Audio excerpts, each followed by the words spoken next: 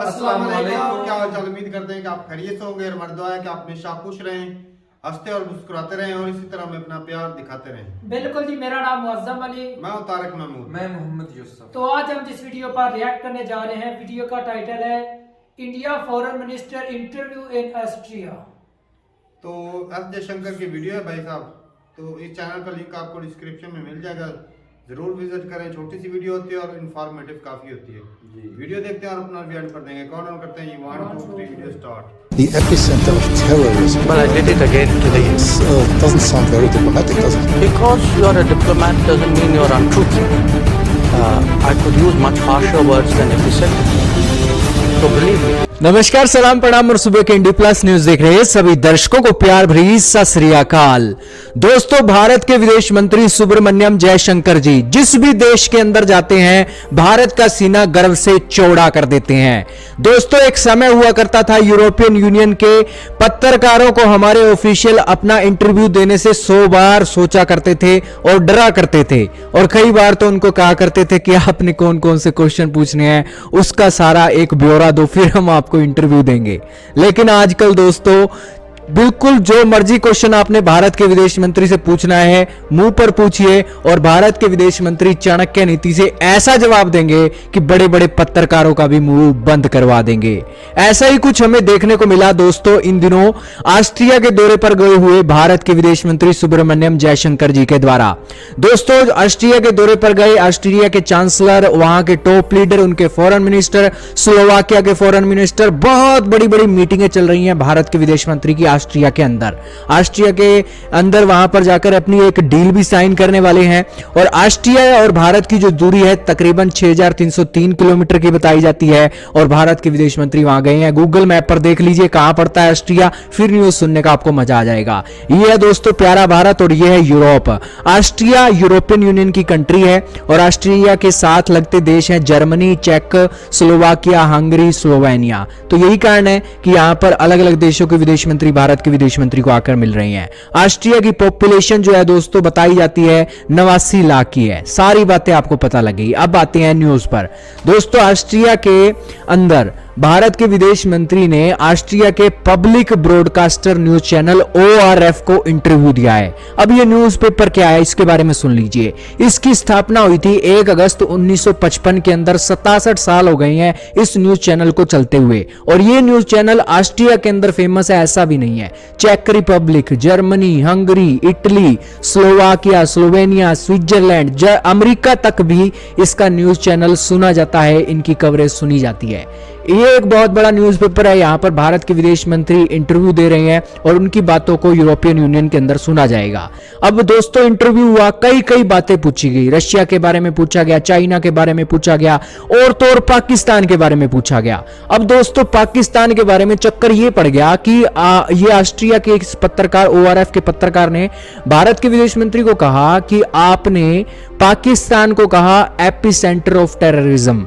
क्या ये अनडिप्लोमेटिक नहीं है कि आप अपने पड़ोसी देश को इस तरीके की संज्ञा दे रहे हैं? तो इसके ऊपर भारत के विदेश मंत्री कहते हैं कि जरूर मैं एक डिप्लोमेट हूं, लेकिन डिप्लोमेट होने के साथ साथ मैं झूठ नहीं बोल सकता हूं। इसीलिए मैं आपको बता दूं कि मैं एपिसेंटर ऑफ टेररिज्म से भी हार्श वर्ड आज इस्तेमाल कर सकता हूं पाकिस्तान के लिए, क्योंकि पाकिस्तान वो देश है।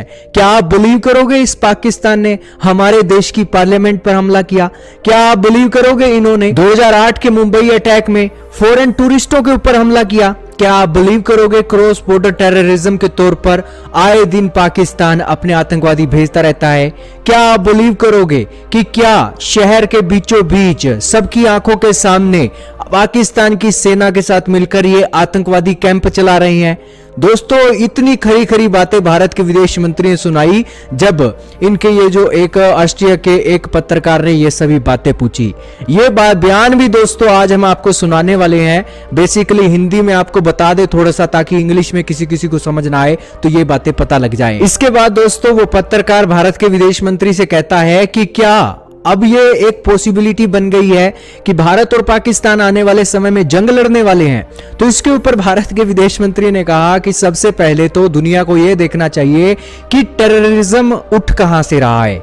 यहां पर दुनिया को यह नहीं देखना चाहिए आज यूरोपियन यूनियन वाले चुप क्यों हैं कि यहां पर पाकिस्तान के अंदर इतनी टेररिस्ट गतिविधियां हो रही हैं, लेकिन एक बार भी उन्होंने कंडेमनेशन नहीं भेजा। तो इसके बाद पत्रकार रोककर उन्हें फिर कहता है कि क्या हम देख रहे हैं कि भारत और पाकिस्तान में फिर से जंग होने वाली है। तो भारत के विदेश मंत्री ने कहा कि आप जंग को छोड़िए, आप ये क्यों नहीं देखते हो कि टेररिज्म पाकिस्तान से उठ रहा है और टेररिज्म को हम एटलीस्ट कंडेम तो करें। तो इसके ऊपर पाकिस्तान वो जो ऑस्ट्रिया का पत्रकार था उसने फिर क्वेश्चन ही बदल लिया और बेसिकली उन्हें भी खरी खोटी सुनने को मिली कि पाकिस्तान के अंदर आतंकवाद फैल रहा है वो भी देख रहे हैं, लेकिन बजाय कंडेम करने के वो ये देखना चाहते हैं कि भारत और पाकिस्तान वाले कब जंग लड़े और उस जंग के बाद किस तरीके से वो अपने हथियार बेचे। दोस्तों, इस तरीके की बातों को भारत के विदेश मंत्री ने बहुत अच्छे तरीके से काउंटर किया और पाकिस्तान को भी जो खरी खरी सुनाई। सारी बातें अब आप सुन लीजिए, आपके सामने वीडियो चल रही है। Before you said you're a diplomat, but several weeks ago you called Pakistan, your neighbor, the epicenter of terrorism. Well, I did it again today without using the word Pakistan. Yes, and this doesn't sound very diplomatic, does it? No, because you are a diplomat doesn't mean you're untruthful. I could use much harsher words than epicenter. So believe me, considering what has been happening to us, I think epicenter is a very diplomatic word. Because this is a country which has attacked the Parliament of India some years ago, which attacked the city of Mumbai, which went after hotels and foreign tourists, which every day sends terrorists across the border. But of course not as a country. Well, if you control your sovereign space, which I believe they do, if the terrorist camps operate in broad daylight in cities with recruitment and financing, can you really tell me that the Pakistani state doesn't know what's going on? Especially if they're being trained in military level combat tactics. So, when we speak about judgments and principles, why don't I hear sharp European condemnation of these practices which have been going on for multiple decades?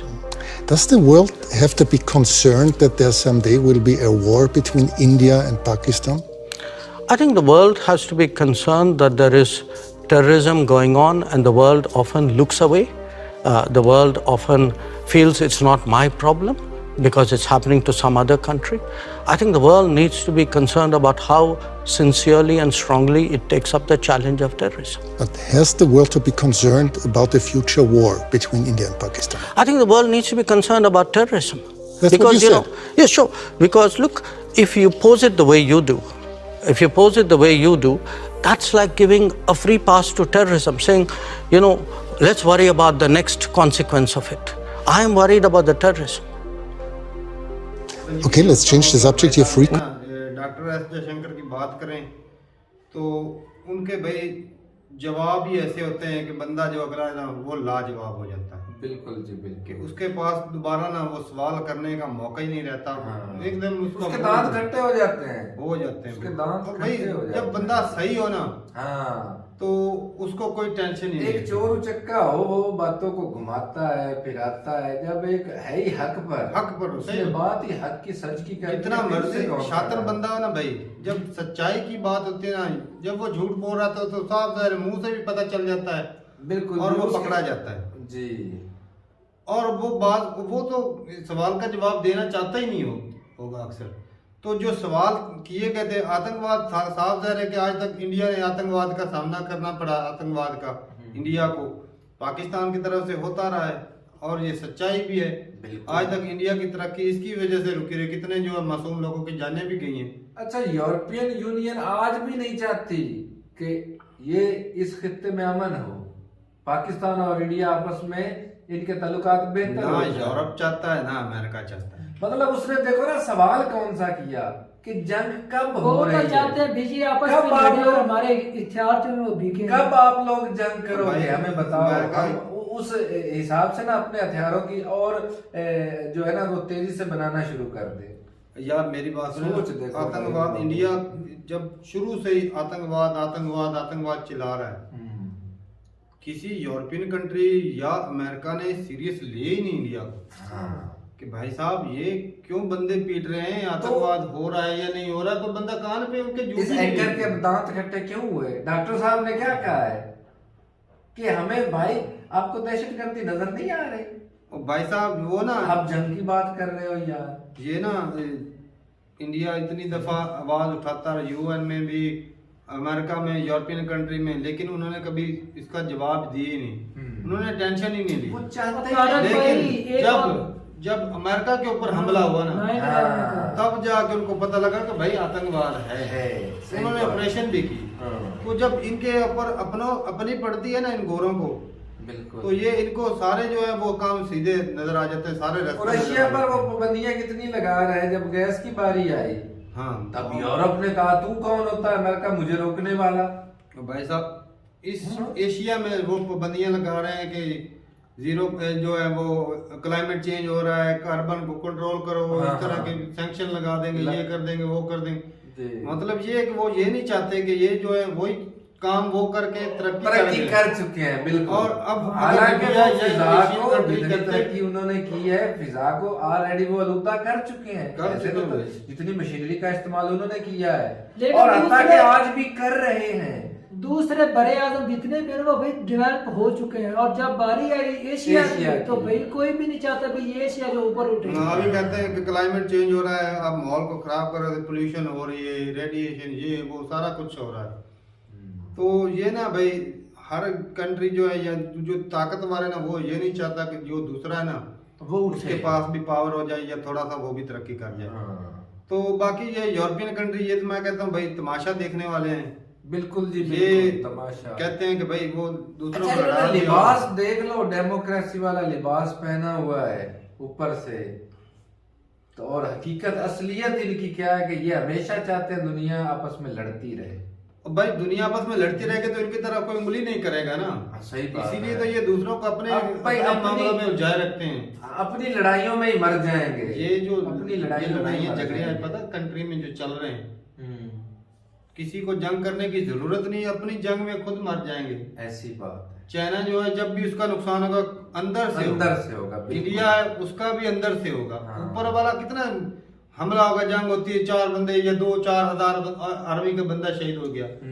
जो अंदरूनी जंग होती है ना, economy की जंग होती है, उसमें कोई डिप्लोमेसी या कोई ऊपर से जब दंगे हो रहे हो, बिल्कुल, या कोई किसी चीज का कारोबार उसका बहिष्कार किया जा रहा है, मुल्क में खराबी हो जाए, जब तक वो अंदर से उसमें पॉलिटिकल इंस्टेबिलिटी आ जाए, वैसे सिक्योरिटी थ्रेट बन जाए, तब जाके मुल्क जो है ना वो हालात खराब हो जाते हैं। तो ना कोई इन्वेस्टमेंट आती, ना कारोबार चलता, ना ही कोई बंदा खुलेआम फिर सकता है, ना कोई टूरिज्म आती। तो भाई साहब ना ये यूरोपियन कंट्रियों ने ना बड़े इन्होंने तो अपने खेल खेल लिए। जब हमारी बारी आए तो भाई साहब वो कहते हैं जब साड़ी बारी लेकिन ये है कि डॉक्टर साहब भी किसी से कम नहीं भाई साहब। ये ऑस्ट्रिया तो ऑस्ट्रिया, अमेरिका को आंखें दिखा दी। दरअसल ना बनता दिखाई के नहीं दिखाई। इनको चाहिए था जो एशियन कंट्री था ना कि इनके पास एटमी हथियार भी है, पॉपुलर भी ज्यादा है और खिता भी सबसे बड़ा है। ठीक है, अगर आज ये आपस में इकट्ठा होने ही नहीं देते भाई तो खिते वाले भाई उनके तो आंखें निकल आएंगे। इंडिया की चाइना के साथ भी पंगा है, पाकिस्तान का इंडिया के साथ, एशिया के अंदर कोई आपस में तल्लुकात ठीक है, अफगानिस्तान के साथ है, इसी तरह ये सारे आपस में तो लड़े हुए हैं। शतरंज जो है वो उसकी यार ये बैट वाली खबरें खेल रही है इंसानी दिमागों के साथ, और वो नहीं चाहती जो इकट्ठे हो जाएं। इकट्ठे हो गए तो भाई उनकी जो है ना उनकी तो वाट ही लगेगी। चले भाई वीडियो जो कहाँ से शुरू हुई, कहाँ से कहाँ निकल गए भाई वो फ्लो में बहते। तो बाकी भाई बात ये है कि अजय शंकर बहुत ही सुलझे हुए और भाई नॉलेजेबल बंदे हैं, और जो सच्चे भी हैं भाई। सच्चाई तो ये है कि इंडिया पे भाई अटैक हुए, इसमें दो राय तो है नहीं, बिल्कुल। और ये सच है इंडिया को नुकसान हुआ है इंडिया। सर ने ये बोला भी टेररिज्म है इस खिते के अंदर, और मिलकर इसको खत्म कर। ये नहीं बोला भी पाकिस्तान को काउंटर नहीं किया भी पाकिस्तान ऐसा कर रहा है। उसने अच्छे लफ्जों में बयान कर दिया भाई टेररिज्म इधर है, आप हमारी मदद करें उसको जड़ से उखाड़। पाकिस्तान में भी तो अभी यही भाई आतंकवाद को खत्म करना ही चाहिए, जैसे भी हो, तभी जो है वो इंसानियत खिते के अंदर भाई शांति पाएगी। तो ठीक है भाई, मिलते हैं नई वीडियो के साथ, तब तक के लिए इजाजत दें। अल्लाह हाफिज।